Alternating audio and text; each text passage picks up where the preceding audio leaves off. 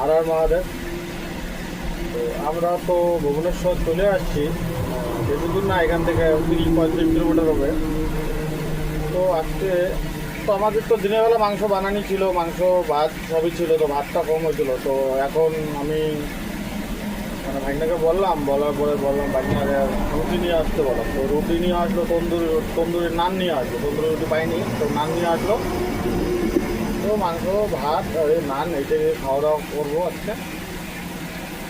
আমাকে যাইতেও লাগবে, আমাদের এদিকে দেবো মনে করো, ওদিকে যে দেখবো উড়িষ্যার আগে নাকেন পরে, ভুবনেশ্বরের আগে নাকেন পরে ঘুমানোর চেষ্টা করবো। সকালবেলা বেশি দূর তো নাই, আর 300-350 কিলোমিটার রাস্তা গেলে হয়ে যাবে। তো তোমাদেরকে তো বলছিলাম ভাগিনাকে আমি তন্দুরি রুটি আনতে পাঠাচ্ছি, ভাগিনা চলে আসছে। এই যে ভাগিনা নান নিয়ে আসছে, তন্দুরি নান নিয়ে আসছে, মাংস কতটুকু কে কে খাবার চলে আসবে আমাদের সঙ্গে গাড়িতে খাওয়ার জন্য। মানে ভাগিনাকে বলার পরে বললাম ভাগিনাকে রুটি নিয়ে আসতে বললাম। তো রুটি নিয়ে আসলো, তন্দুরি